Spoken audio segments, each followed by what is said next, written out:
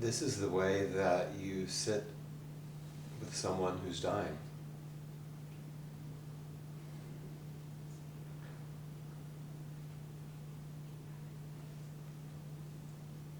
Maybe you arrive after a busy day.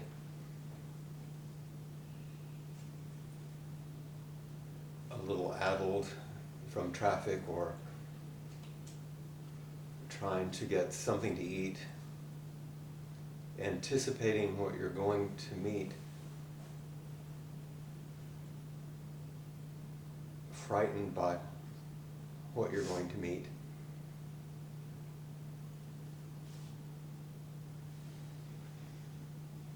Feeling maybe the necessity of your arrival and your presence, and maybe the heavy weight of resistance to actually stepping into the space that we call dying, which is none other than one of the many myriad faces of living.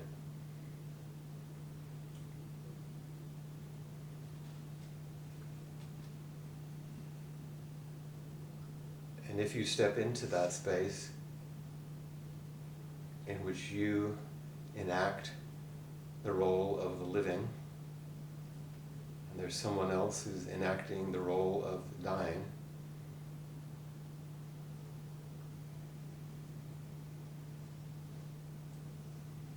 if you can tolerate it, you remain quiet and still,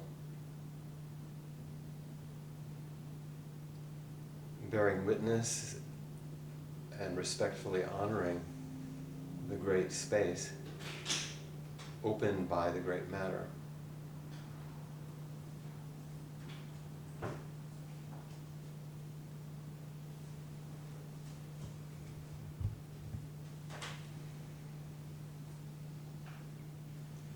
Other friends or family members may come or go. If you're in a medical facility of some sort, or have health care close at hand, they may come and go. The world swirls around outside. And if you discipline yourself to the bare essentials of presence, then you sit.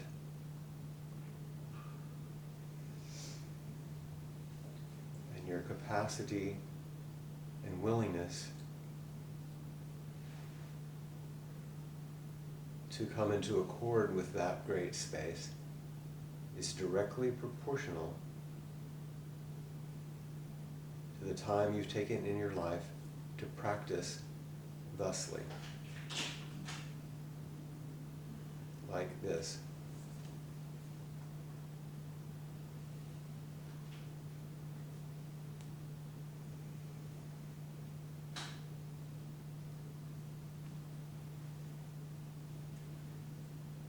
And there are moments to reach out and touch. There are appropriate times to have a voice, hoping that the reverberations of that sound will touch somewhere deep inside, even when there's no response.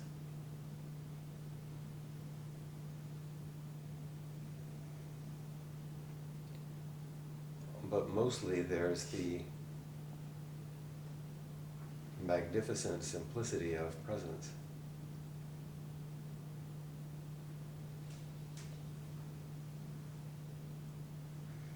And our sitting practice encourages and deepens that possibility.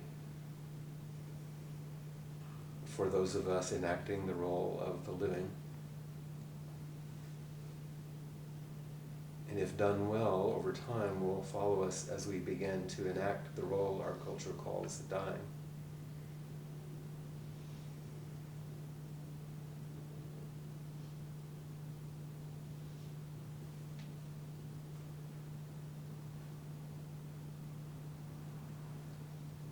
You might notice that there are bodies close to your body.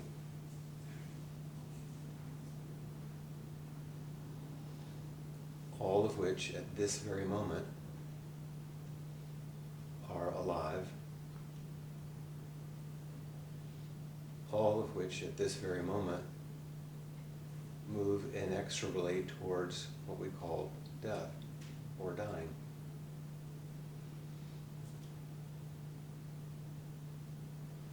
They're the same thing.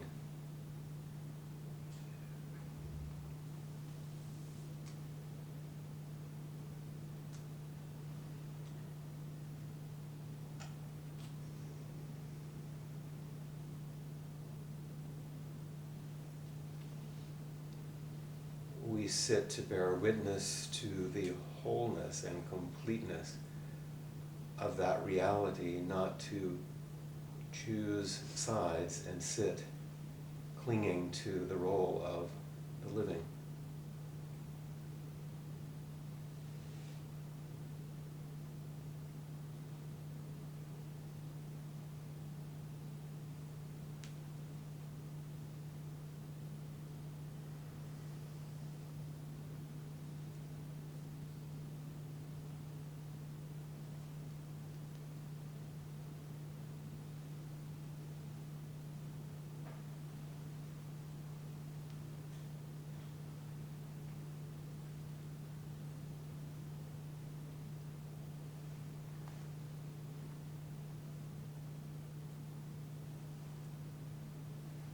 sitting in this way together,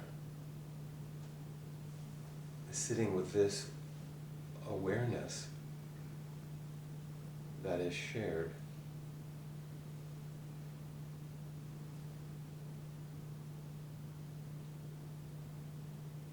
sitting and opening to this perspective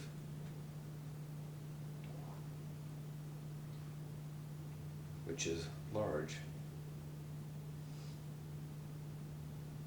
comes to be seen as a necessity.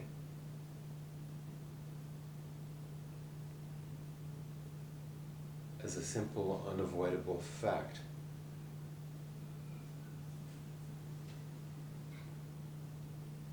Of living until there's no more life, at least in the body.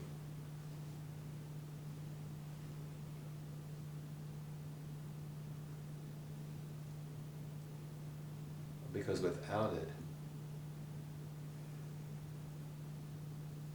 we begin to slide into dying well before our body begins to fade.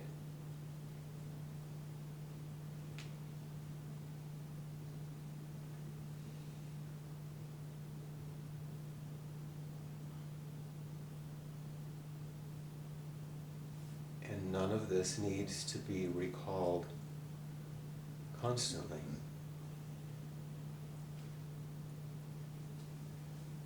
Even as we commit to sit consistently.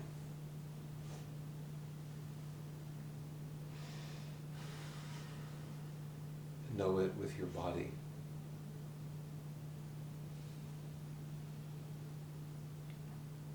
As you sit in stillness, in silence, in upright attention and awareness with everyone, for everyone.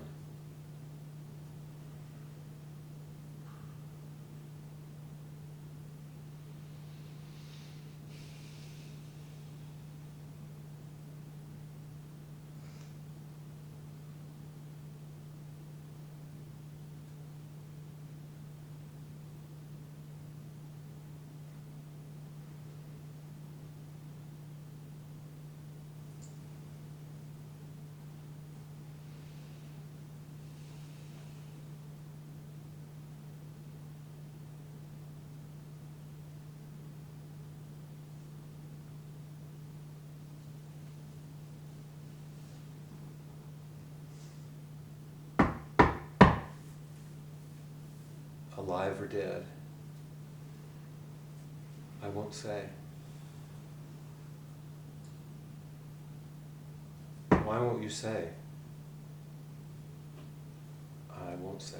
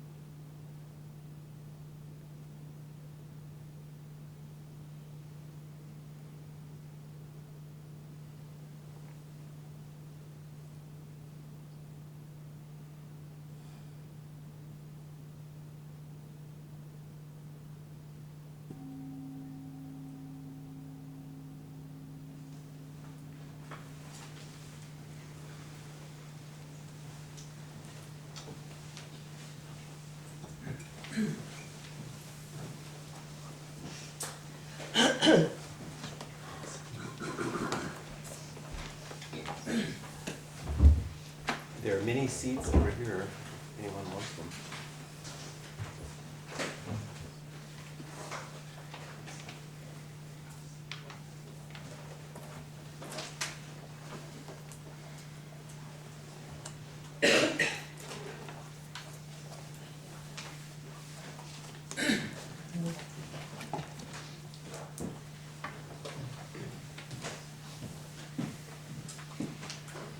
Joel kindly offered me the prime spot, so I can, Come on over.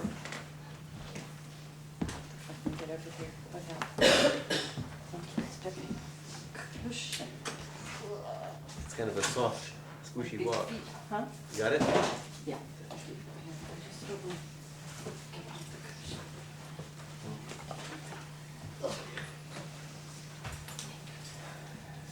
Everyone's alive when they arrive, we want them to be alive when they leave. We do our best.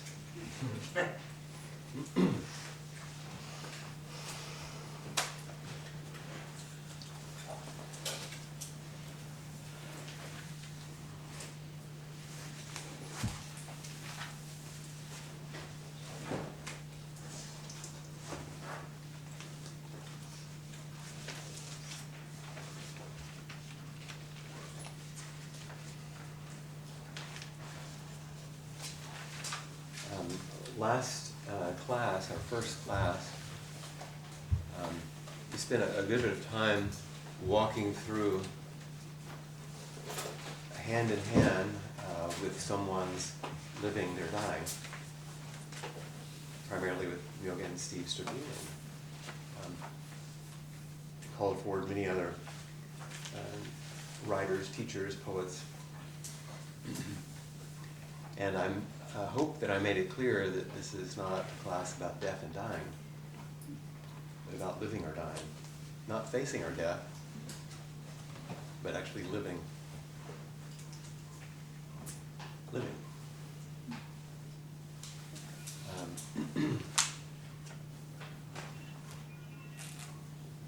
I also ask that you bring responses that you may have written, if you wrote any, to the prompts or questions that I invited you to take a look at.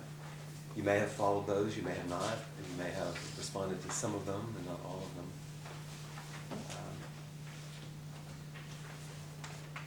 What I said during our sitting was part of my response happening now.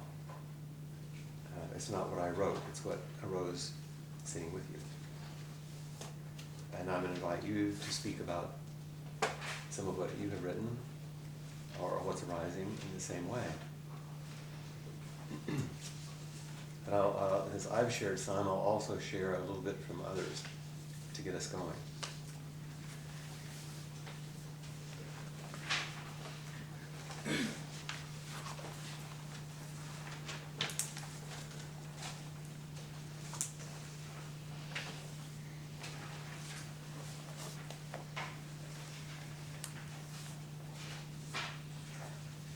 I'm going to read two small passages from an interview in The Sun, which some of you may have read already. It is an interview that was done by Stephen Jenkinson, who wrote Die Wise, which some of you are going to see soon here. I'll read a couple of things I was struck by and tell you why I chose it.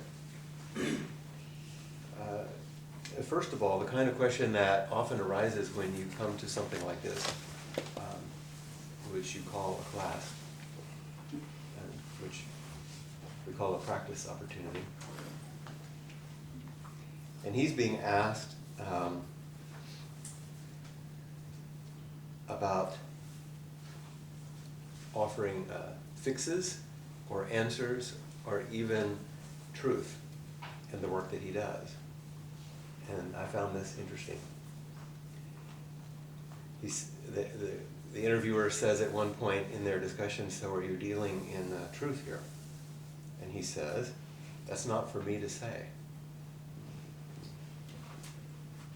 It's important for me to do what I do and not overly describe it.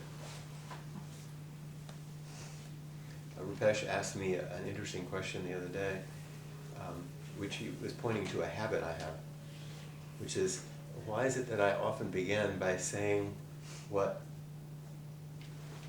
I'm not doing, what this isn't? Largely because I've done this long enough to have a pretty good idea of the ideas that people bring. And so, rather than assume that we're all on the same page, mostly what I say is what it's not. And then we'll see what arises. This is not for me to say. It's important for me to do what I do and not overly describe it. I've got to be a practitioner of it. Something I learned first through studying the parables of Jesus, of all things. I realized that when expressed properly, the teachings don't function as symbols or metaphors. They don't point elsewhere. They don't describe. They are an incarnation of what they're advocating. It's a different language, isn't it? But the teachings are a living incarnation of what they're advocating. Real parables, real stories, are not cups to empty of meaning and then discard. Their telling is the meaning. When I worked in the death trade, isn't that an interesting description? I was called the angel of death more than once by patients. Those people recognized that I was bringing more than the news of a terminal illness to their houses. I was bringing death there in the way I spoke and the way I carried myself. If you have an opportunity, so this is to you, if you have an opportunity to pass along a rumor to the people you'll never live long enough to meet, a rumor that human beings are capable of beauty and a kind of grief-addled wisdom, a rumor that humans are capable of beauty and a kind of grief-addled wisdom, then it behooves you to do so, even though you'll never be the beneficiary of your own labors.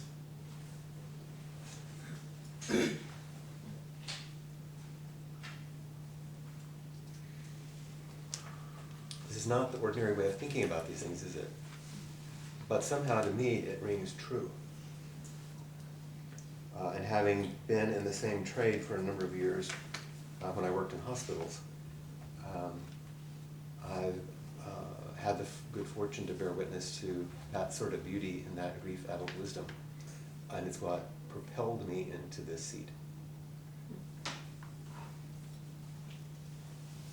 One more small reflection, because I worked in those settings for so long and because this resonated with me and for many of you, I hope it will. There's a question about health. Health is not the absence of disease or hardship or brokenness. Health includes all of that. It includes dying.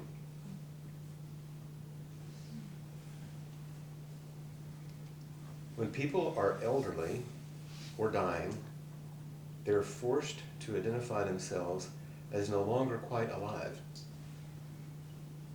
Their citizenship in the land of the living becomes iffy. And we, the living, conspire in that because we ask less and less of the dying, to the point where we ask nothing of them at all. No alertness, no courtesy, no work, no testifying, nothing. This is all a way of engineering their failing health. It's not the disease that ends their well-being. It is our unwillingness to number them among the living. The same corruption occurs in rest homes. As soon as we say that the elderly and infirm can't carry the weight of participating in life, that's the beginning of the end.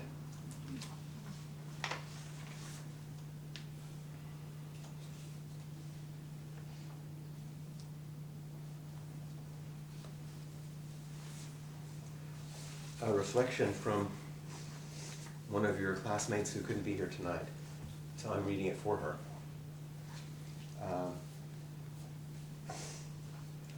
Clayton Maxwell, who many of you know. And she it tells on you, of course, in this, which you know.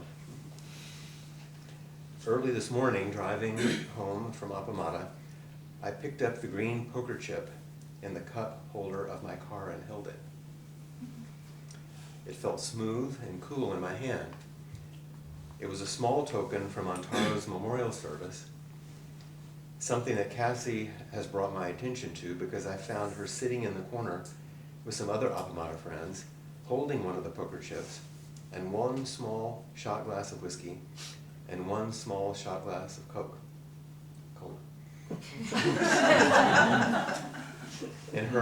Cassie, in her beautiful warmth, she invited me to share the shots with her, which is a funny way to celebrate Antaro's winsome, mischievous side. And I needed that, to do that with her. A small thing to lift me back into the wild energy of life, an energy I know Antaro was in tune with. And now I have this poker chip in my car. I know it's just a piece of plastic, made in a factory somewhere. But when I hold it in my hand, it reminds me of the time I was feeling isolated in a panic anxiety place many years ago, and Antaro kindly let me know that he, too, feels that way sometimes. Notice she uses the present tense. And knowing that he once had panic attacks, too, was surprisingly comforting to me. Made me feel like there wasn't something terribly wrong with me if this sweet, sparkly fellow knew what I was talking about. I didn't know Antaro very well at all, but hearing his writing about death at the memorial service and accepting and enjoying the mystery made me feel united with him too. His presence at Appamada felt precious to me. And so it's weird, but when I hold the poker chip, I really deeply feel in my bones how he has gone before me into the great mystery, a place where I will someday join him, as will everyone else I love. I feel a sense of surrender to what is and a remarkable appreciation for the fact that I got to love right here, right now. And that I'm part of a special place, Appamada, where I could meet someone like Antaro and sometimes see into his heart as well as the hearts of others. I'm grateful for the smallest gestures, like Cassie's invitation to do a shot of whiskey with her familiar, gravelly, deep voice and lively eyes comforting to me while standing in a reception room, still teetering on the edge of tears, because Antaro's memorial service has been so touching. It's just a round green piece of plastic, but it helps me see how we all need each other, and we're all living our dying together, and that Antaro and all of his wisdom and sprightly life force are still with us. So don't lose touch with that. Dead or alive?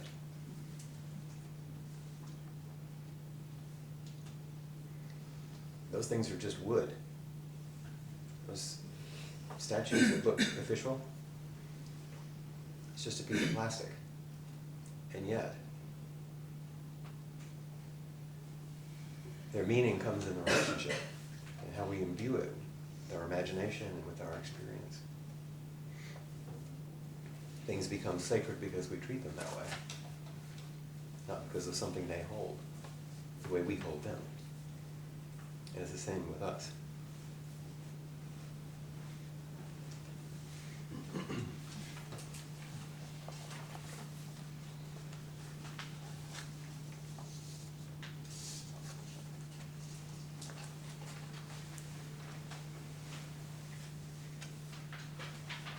So I'm not going to be foolish enough to ask you about evaluating the questions I gave you, because I wouldn't want to hear what you said.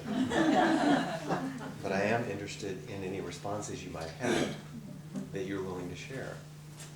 Just as Jenkins had shared something about his life, I shared something about what was arising in me as we sat. Clayton wrote some things and wanted them to be here tonight. Does anyone have, the first question I'll say, when contemplating our own death or the death of loved ones, where are we called? These were all just taken from the presentation last time. These ideas were straight out of the presentation. What is calling? Who calls? Who responds? Just ways to open the question up. Does anyone have something they would like to share that came from that first question? I'll share. Okay, and you gonna make it back over here? Oh, you want me to sit? I do. Oh. Because the people who are gonna, Back. the people who aren't here are gonna have to wanna hear and see you. Let me get your shoulder.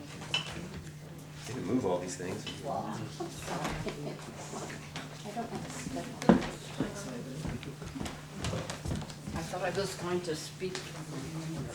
I know. Yeah, tricky. Yeah. Put this around over your head. Oh, okay. There you go. Then you don't have to mess with it. Okay. Are we good, Cassie? Mm-hmm. Okay.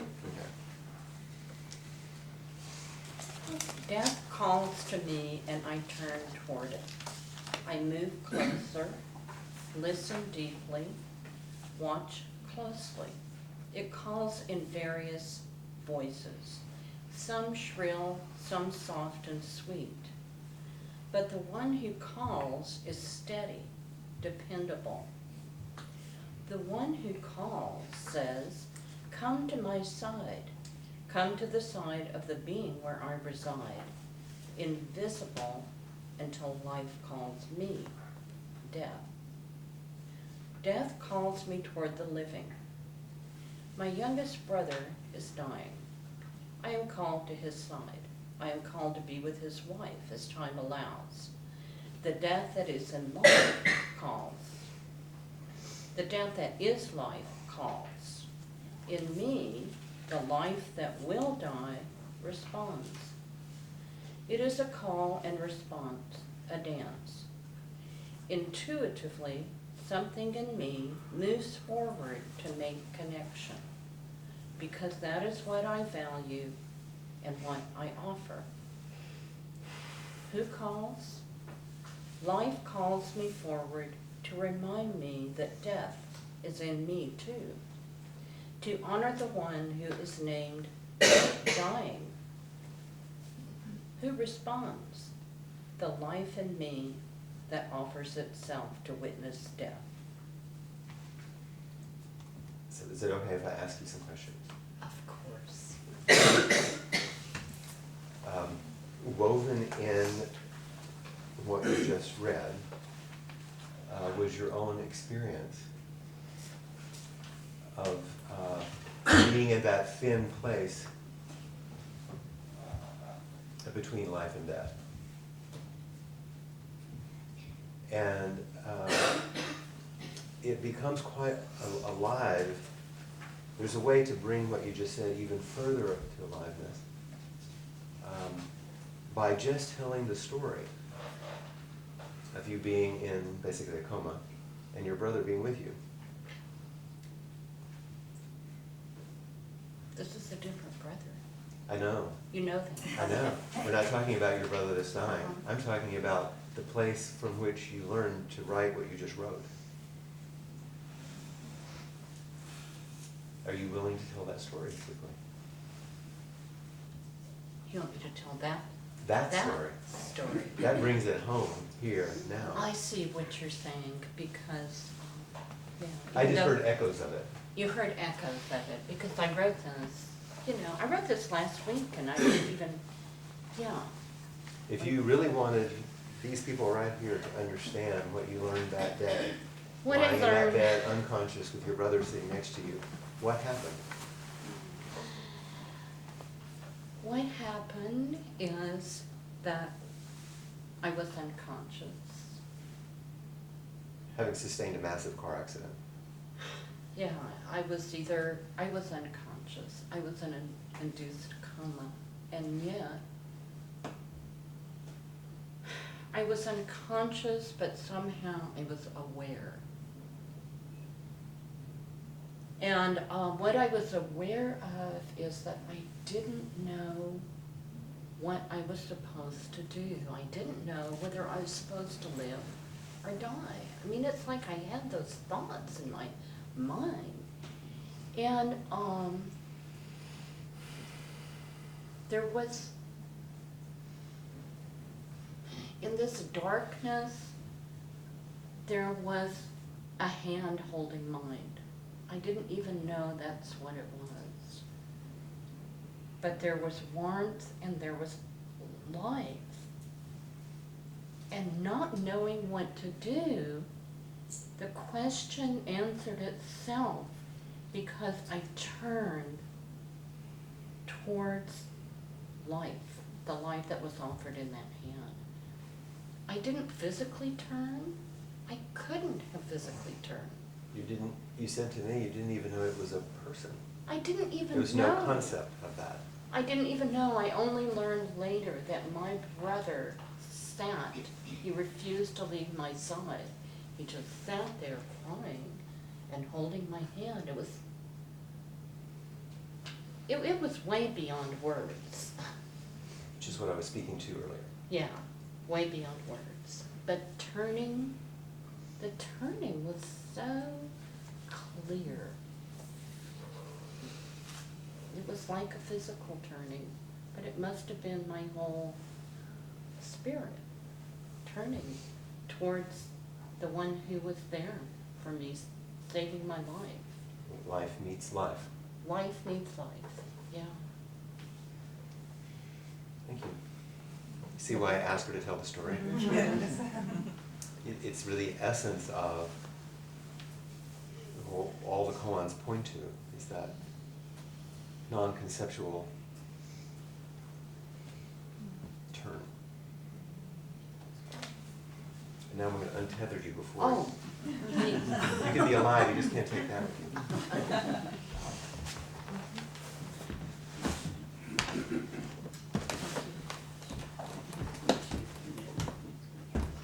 Anyone else?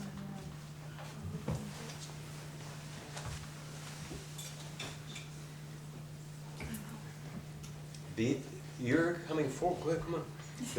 What you offer from what you've written or what you want to say about the question is nothing other than the hand, so that you can turn. The answer, the first sentence I wrote. Make sure we can hear you. Yeah. It'll help them back there. Okay. Thank you. The first sentence I wrote in answer to that was that I turned toward calmness, and what's sort of blowing me away right now is when you were sharing what came to you and then said that it was just what you were feeling, I flashed back to when my father-in-law was dying, and it was unexpected, and a lot of the immediate family was in the hospital to see him, and the doctor wanted to talk to some people, but I just wanted to sit there and hold his hand, and it was like, who? And I said, I want to stay. No one, they wanted to go talk to the doctor, and just the calmness, no words, but what I just realized, I needed him as much or more than whatever I was offering to do with him, just sit there and be with him. So it's just, I wasn't thinking of that at all when I answered the questions, but that's what I wrote. So it just sort of came together. Yeah, and whatever you wrote, that's what's arising now, is that memory and that. Yeah.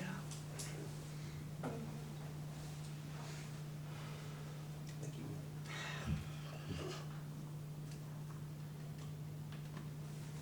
Thanks.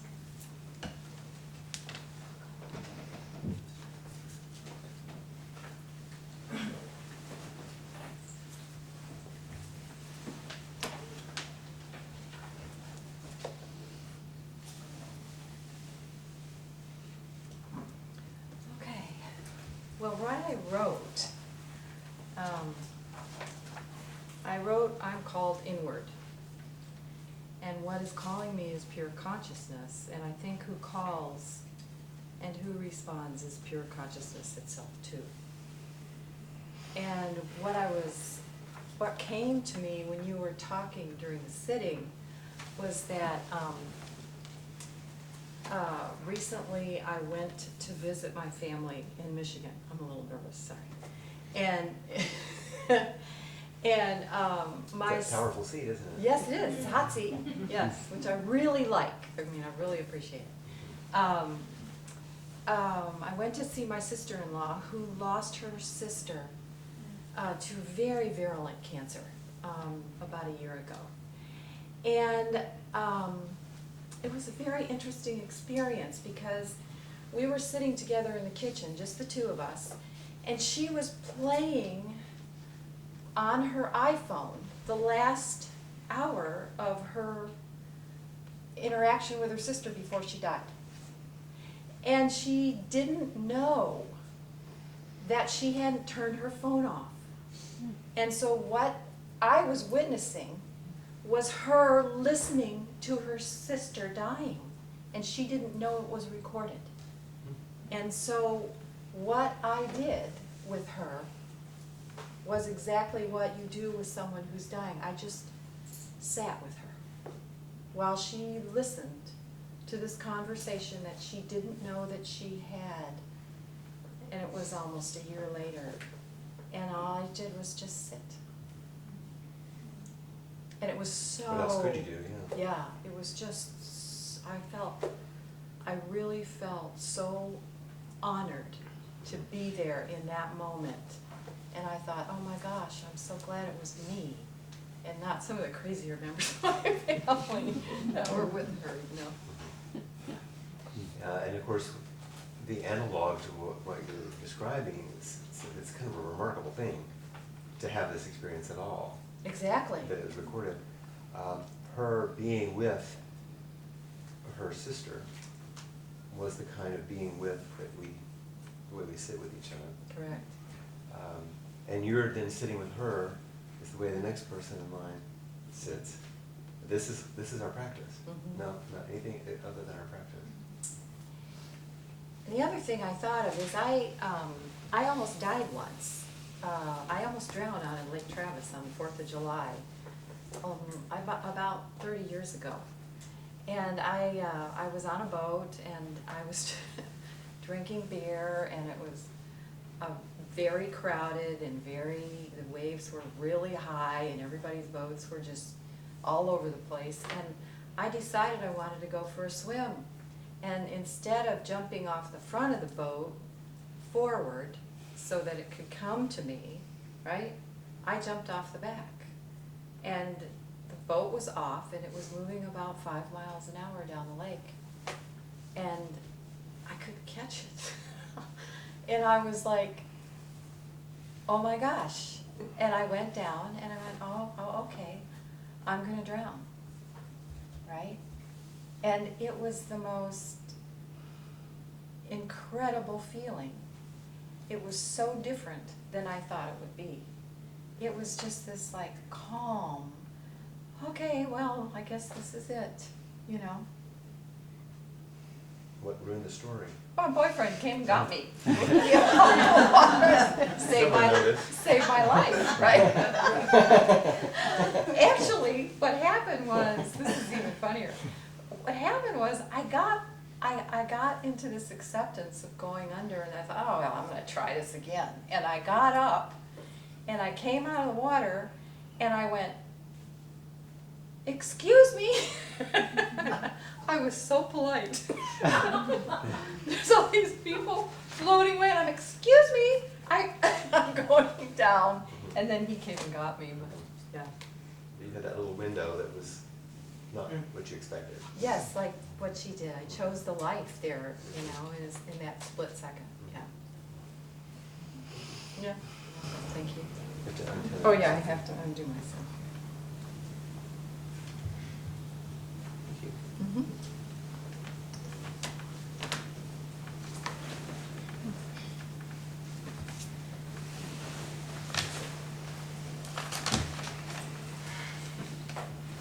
Any more on the first question or the second? The second question, as you contemplate your own death or the death of loved ones, what matters most? Are you living your life right now in the light of what matters most? Yeah, I'm sure different ones of these will have, evoked more, so please.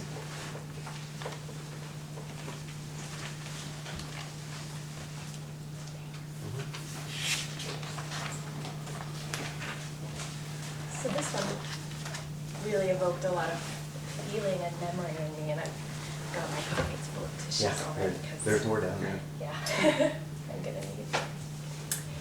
So as I was reflecting on the deaths of some of the people closest to me, one of the things that stood out to me was the difference between what it was like to both witness and experience in my own way or experience the witnessing of my mother's death and my aunt's death.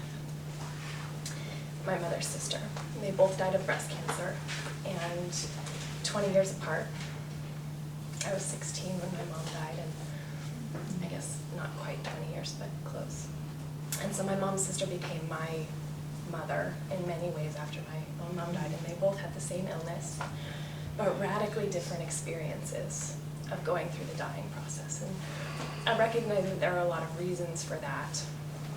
My mom had 3 young children and was not ready to go.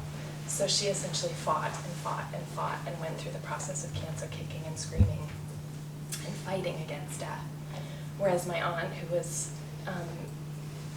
20 years older at that time and didn't have children and was retired and had kind of come to a place in her life where she went through the process with a whole lot of acceptance and no resistance, really. There was no fighting, there was no kicking and screaming, there was just this kind of open-hearted embrace.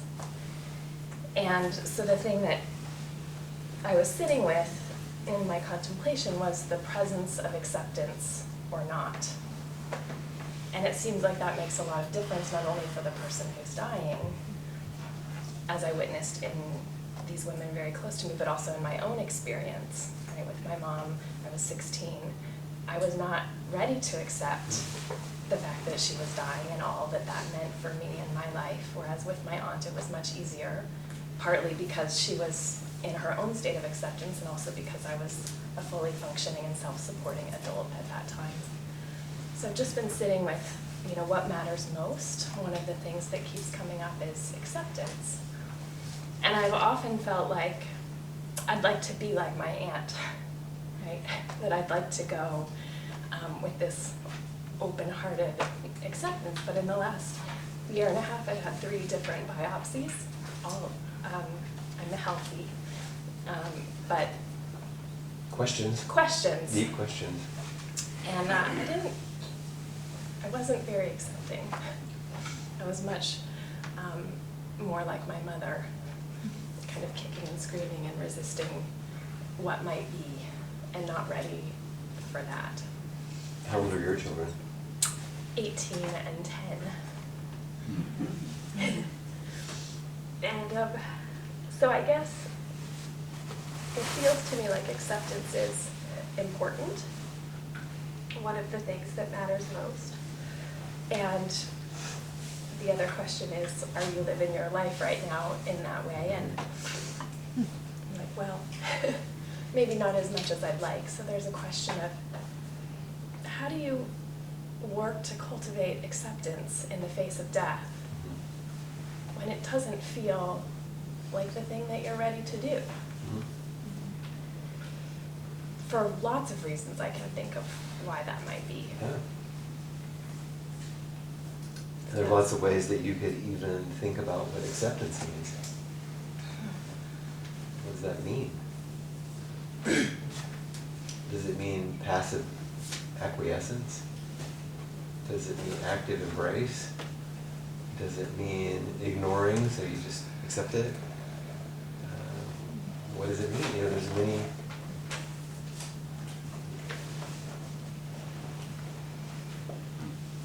So you saw a difference in the way your mom and your aunt moved through the process, and one looked like she was more in accord with the energy that was moving instead of pushing against the energy that was moving.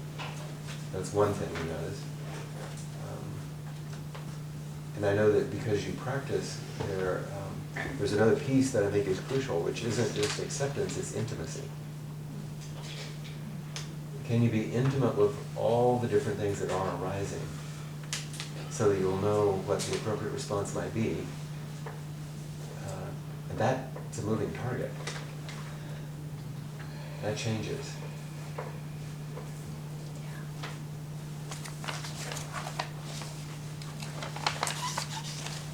When you're truly intimate with the fear that you might have a diagnosis that would threaten your life, then that calls forward a lot of things. And it's different depending on the day and where you are. What's being asked of you. So there's not a line. It's more like riding something, I think, or dancing with something. But the music keeps changing. And sometimes the partner is seductive and you want to go with them. And sometimes it's awful and foul smelling and you want to move away. And everything in between. Yeah. So what I'm feeling as I hear you say that is that perhaps there's room to accept even the parts of ourselves that Don't accept. resist and don't accept. Yes. Yeah. Uh-huh. It's an acceptance that's bigger than psychological acceptance or a cognitive understanding of acceptance.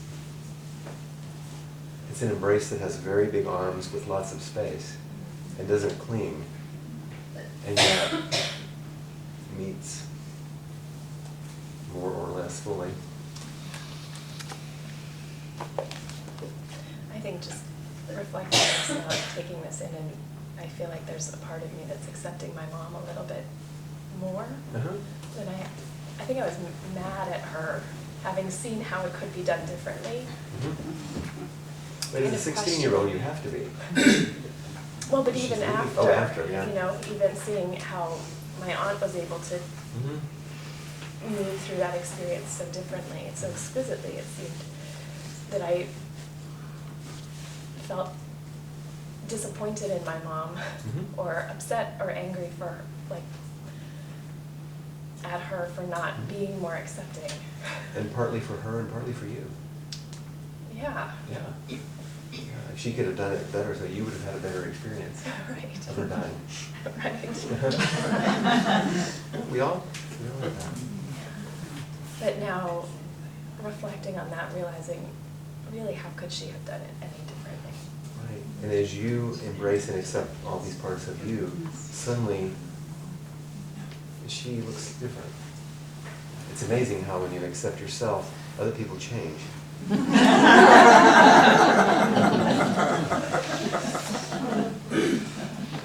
Yeah, Yeah. that's a very welcome shift. Yeah. So you're feeling that in your body now, Yeah. looks like. Yeah. Good. Yeah. Well, there's more space for, it's not really fun to be mad at your mom when she's not here anymore No, for things no. that you can't change.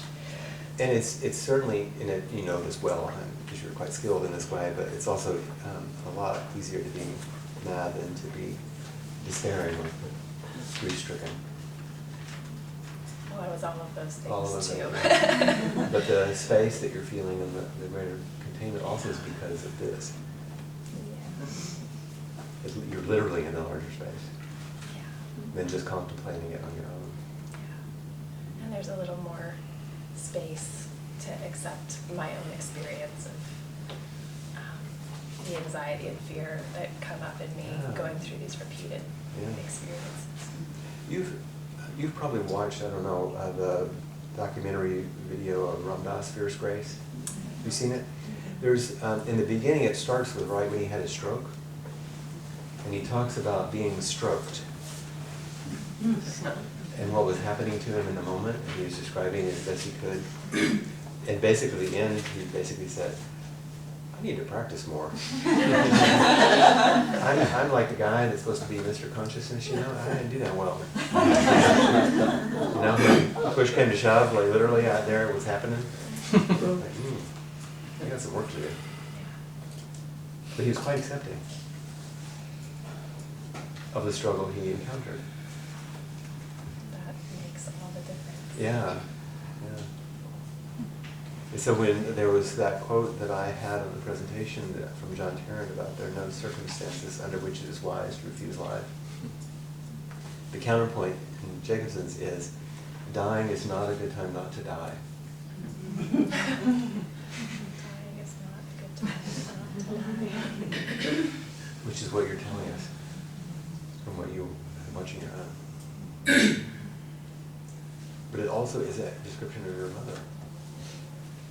She died completely congruently with how she died. It sounds silly to say that, but Yeah. Yeah.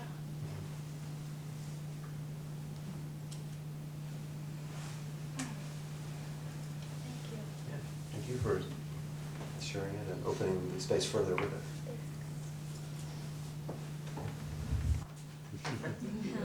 Having shared that. Thank you. This practice actually works.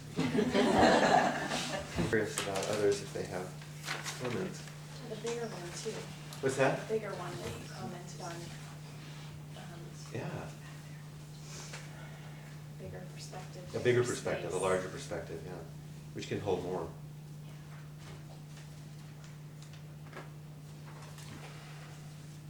Anyone else have a hand that they're willing to extend? Yes.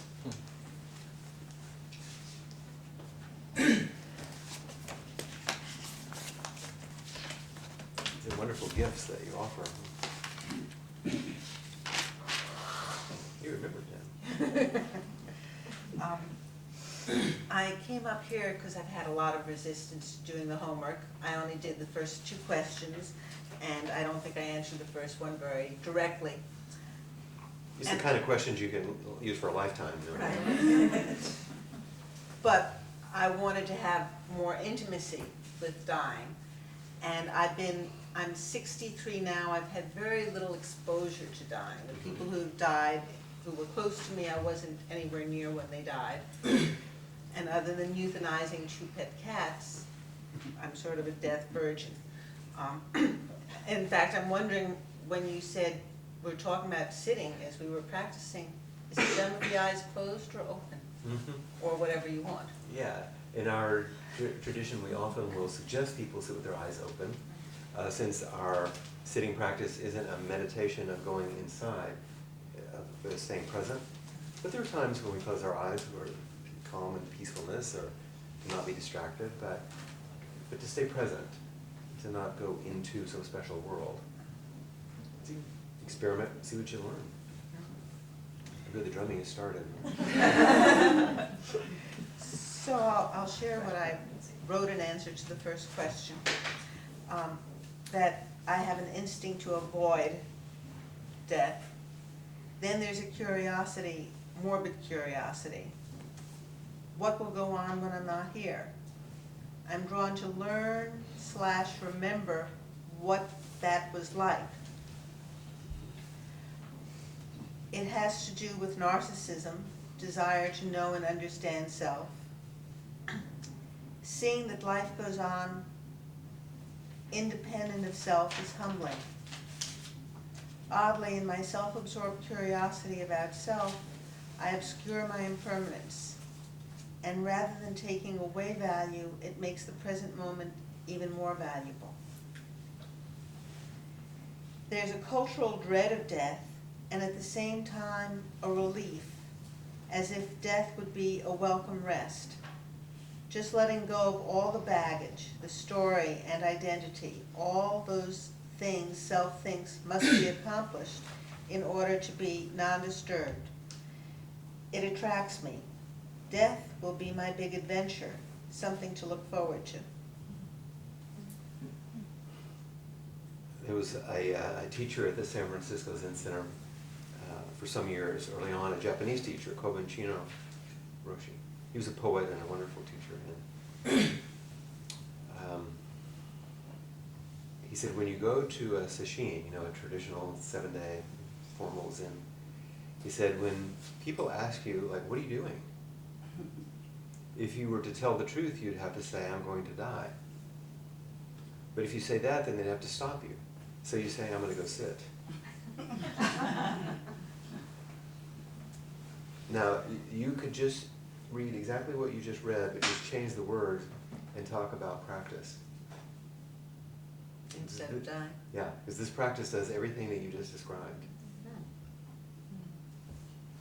It seeks to have you meet those places that you are called to as you reflect on death. This practice does, without having to drop your body in the big way. it gives you an opportunity to disidentify. Yeah, do those things you were just talking about. Exactly.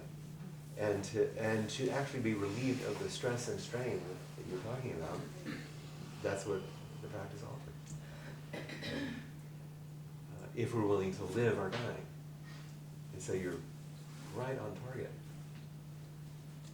Yeah.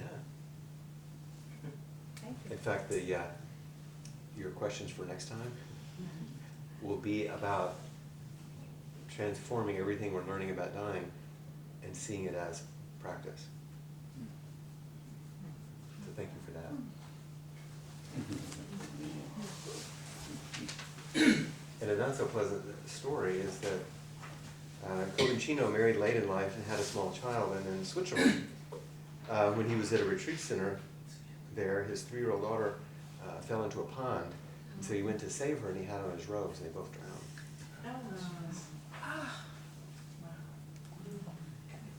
Just sad ending. Great teacher.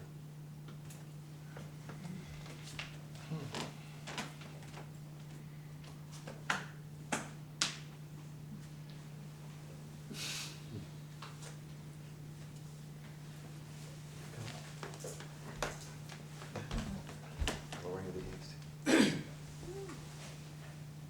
You gonna call it in? Modern age, this is my I response. know, you read. You could actually read that small Yes. print. You done that.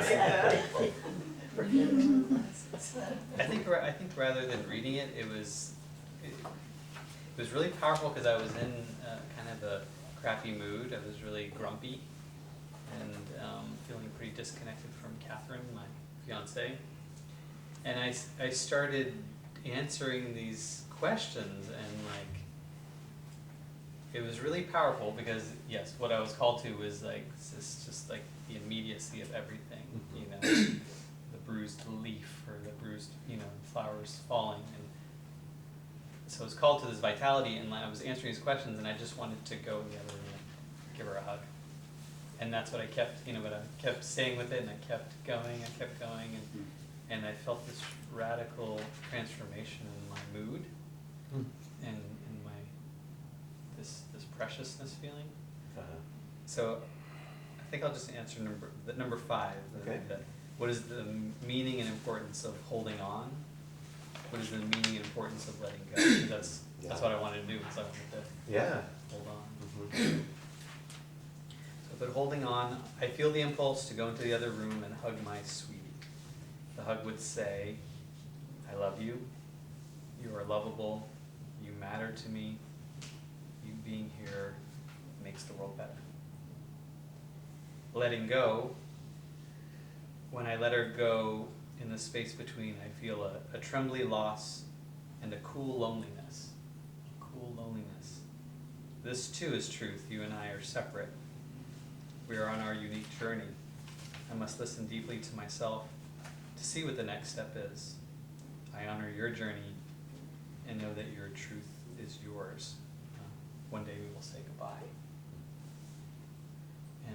And then after I was done, I went and we did that, held, and then I told her about this question, and then we sat in chairs. Let each other go. Yeah. And I think Pema Chodron always talks about cool loneliness, and it was the first time I really felt an embodied sense of like, oh, wow, I love you, and like, yeah, this part's necessary too, like this is real too. Precious.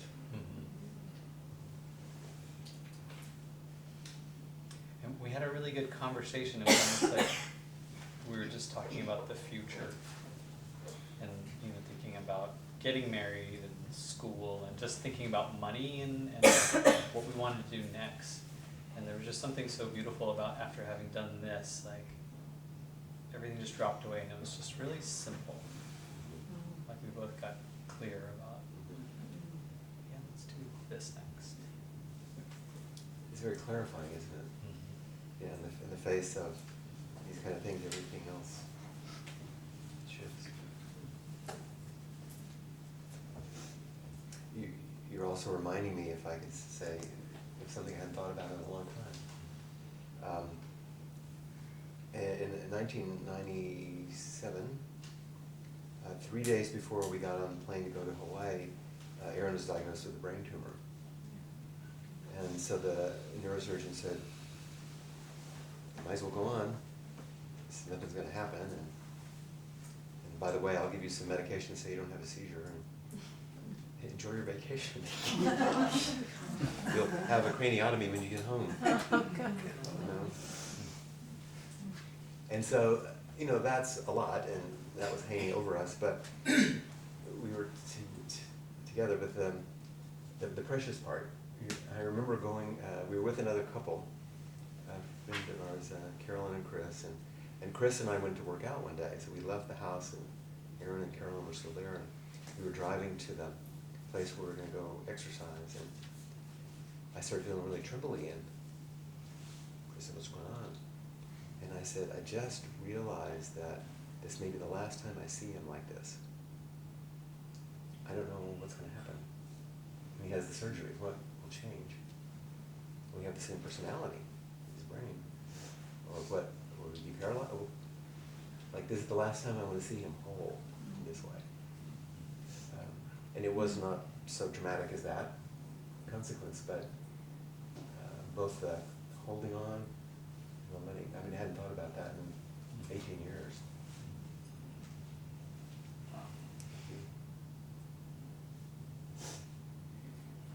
This loving thing has powerful consequences. Yeah. Kind of like the dying thing. Yeah. Anything else?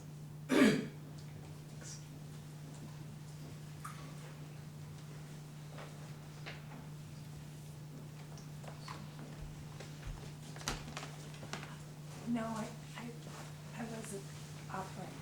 Oh, you Can weren't? Can I offer some other time? I kind of shared earlier.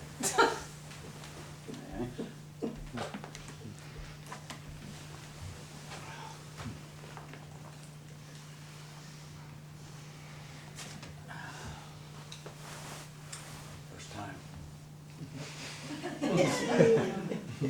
Maybe it's the last time. Do I look like it? Wow. I, like you, had an incredible experience after writing. Mm-hmm. And My partner Peg tells me it's a really powerful practice. She's the expert on this writing practice. But I'm not making a joke about it. No. I'm saying she's taught me that this is an incredibly powerful way to move into things. so I write daily intentions every morning, Uh-huh. and I've been doing that for about half of a year, and it's changed me. And so when I allowed myself permission on the first question to say, I don't have a clue.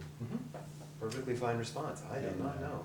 Yeah, and it freed me up to realize I wasn't getting a grade or being judged. And I just wrote.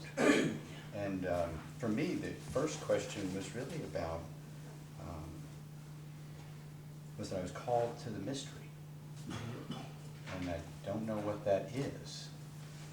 There's a fear component, and it's basically the unknown. It's a curiosity that I just don't know. And so fear wants to make that huge. And As if the antidote to fear would be knowing. yeah, I mean, you cling, that's, Yeah. here we go.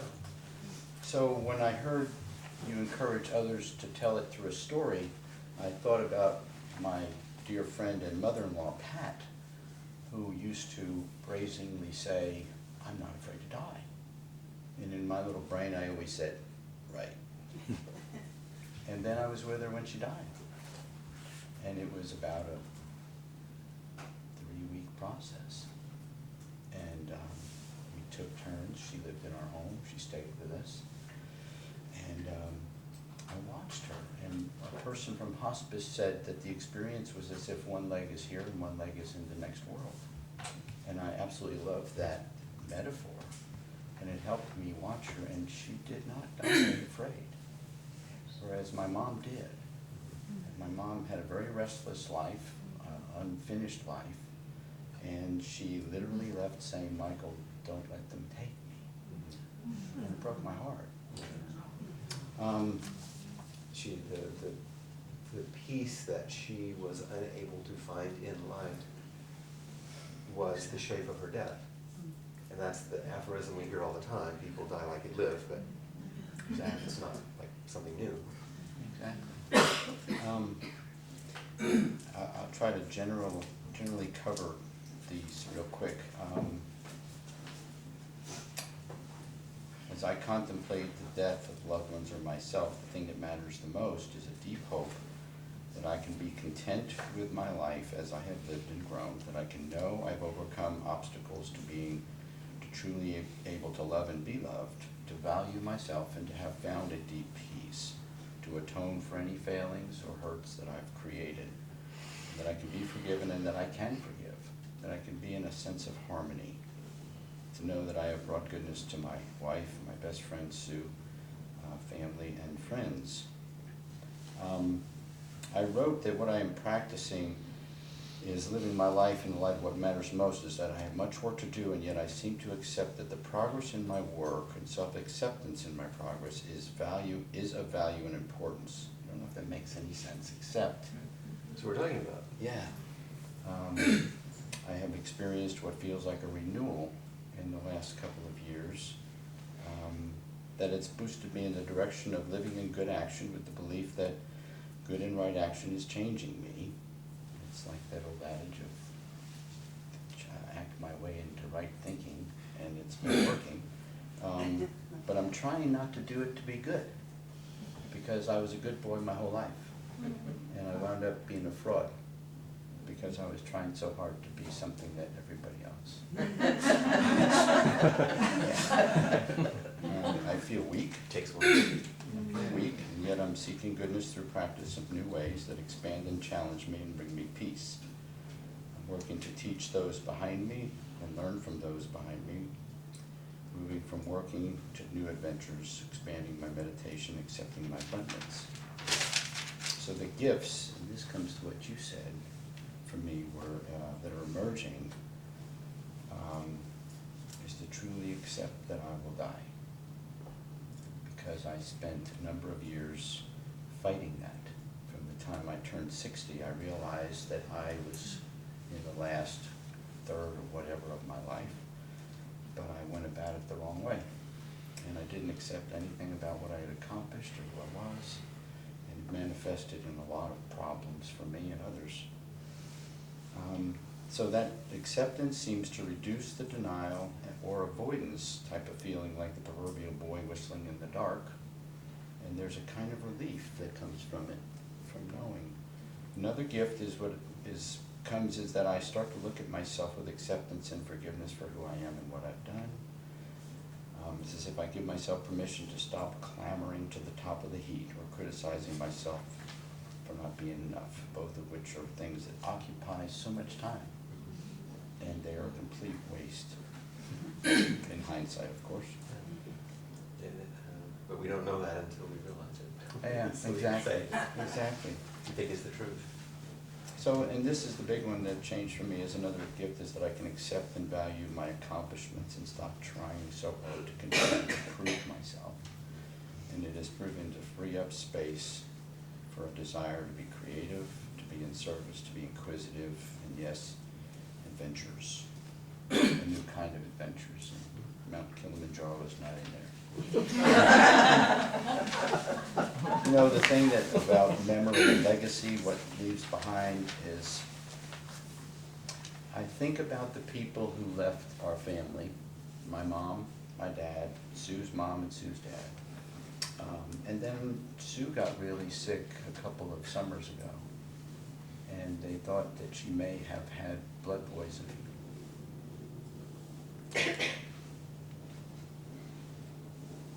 Still with you. Yes. But the things I remember about the people who went were the most significant parts of their personality. Sue's dad was a giving, selfless person, even at his own expense. Her mom was a woman that had flaws like all of us, but she could talk to anybody and make them feel like $1 million. those are the kind of things that, you know, what I hope to leave behind, but, you know, have absolutely no knowledge of whether it will be that way, but it helps me to want to change the way I live day to day. So, I guess what he was saying about truth, he doesn't get to decide that. And he can live his way into the practice, but the imprint, you don't get to choose. yeah, But you can set yourself in a direction with your vows and your practice yeah, for good, and that's what the precepts say, you know, don't do things that are harmful, do things that are good, and live and be lived for the benefit of all beings. It's pretty straightforward. mhm.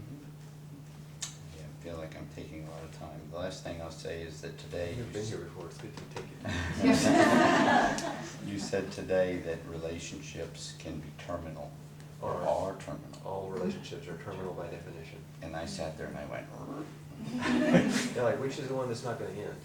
yeah. And of course, I went right to my significant relationship. Sue and I've been together for 45 years. Yeah. And I loved it, that point of saying, and Sue said, and I sit in the chairs at home, and that idea that one of us will go, and then both of us will go. Yeah. It's freeing, but I thought about the idea that as I've studied this, and I've learned to see that by looking at death, I'm appreciating life, and I'm more enthusiastic, and it's the same thing with my relationship. When I look at my Sue and I go, she might be gone, I might be gone. Better appreciate her. Yeah, Very and good. we are living that way, and it's Yeah. really a pretty awesome experience. Yeah. So when I was done writing, Sue walked into the room and said, wow, because my energy level was way off the charts. Yeah, not knowing what you've written, just No, who you were at that yeah. moment. And so what turned in, from homework turned into a gift, so thank you. That was my hope. Thanks. Since you like that so much, I'll give you some more. Thanks a lot. As we're getting close to our time.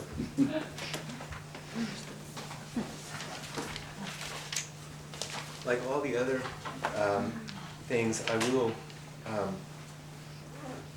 send you digital copies to everyone. That way I don't miss anyone. And if you lose your paper copy, you'll have it, but I want you to take a look at least. Did you do that for the first class? Pardon me? Did you send them out for the first class? Uh-huh. I don't think I forgot that, so I Oh, wanted to okay. make sure I'm on the If you didn't,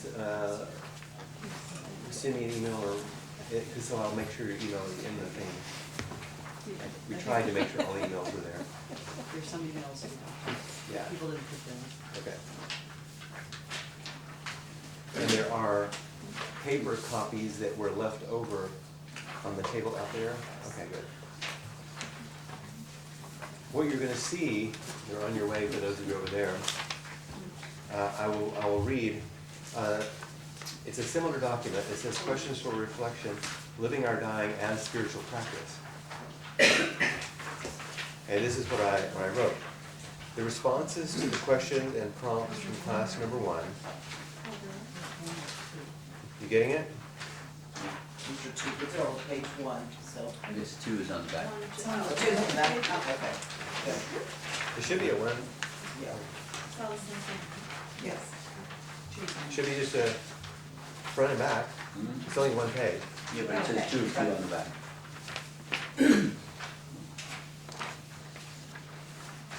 So you know what you're looking at now? Yes. The responses to the questions and prompts in class 1 actually begin to define your spiritual practice. Not simply in response to death itself, but the whole of practice, the great matter of life and death. True spiritual practice is living your dying. Here are some reminders of how we can translate our responses to the questions about dying into a thoughtful formulation of a living spiritual practice. And just like in the presentation, when I gave you the term from the tea ceremony, osake ni, please forgive me for going first. A phrase in Japanese that's used on departing, kodaiji ni, take care of the great matter. So the first question is the same first question, but look at the clarifications. What calls you to spiritual practice? What got you to begin practice? What sustains your practice? Who calls you to practice? Are there specific people who have been influential? Are there parts of you, voices keep calling, either from inspiration or distress? Where are you called? Where do you open inside as a result of this call? Does practice allow you to access? See, you can go on and on. What actually responds and how do you respond? So I've translated every question now into questions about your practice. Because they're the same practice. But I want you to keep taking it deeper. Go back and look at, now we're not talking about death, we're talking about your practice. Number 6 on the second page. If you knew in your bones that love was all that mattered, how would you live your life differently? This one remains the same from week 1. Whether living or dying, practicing or not practicing, this is what matters. And then I've given you a little brief reminder from Norman Fisher's commencement speech that you might enjoy. And a great peril I pointed out because you're going to start reading it. And we're going to do one more thing before.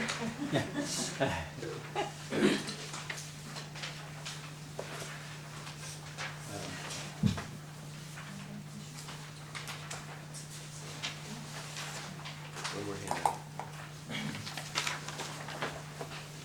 So Flint, I don't know if everybody got the email from you about the TED Talk by B.J. Miller. Uh-huh. What about it?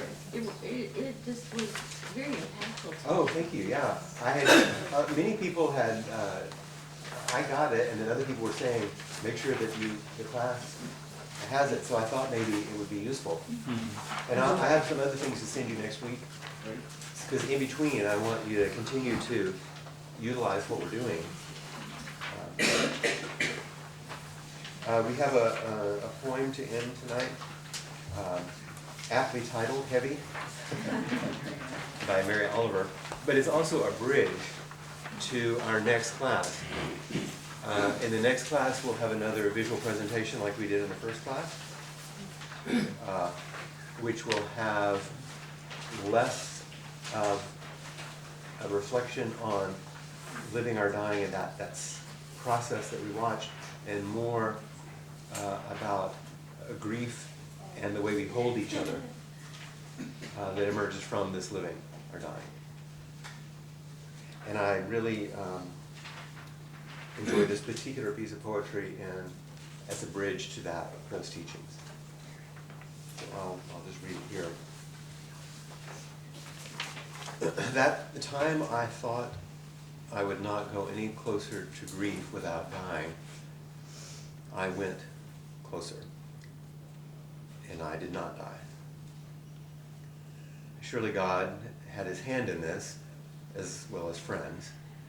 Still, I was bent, and my laughter, as the poet said, was nowhere to be found.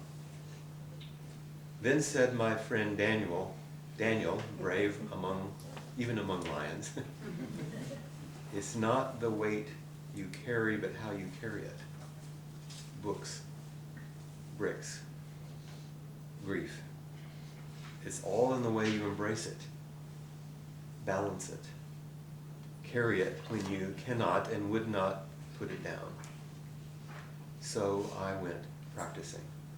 So I went practicing. Have you noticed?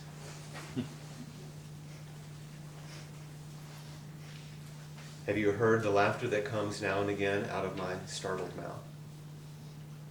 How I linger to admire the things of this world that are kind, and maybe also troubled. Roses in the wind, the sea geese on the steep waves, a love to which there is no reply.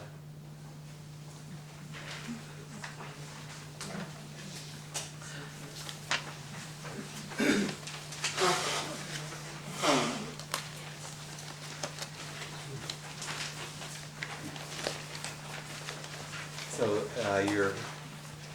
the homework will, I hope, encourage you to define and refine and remind you about your practice.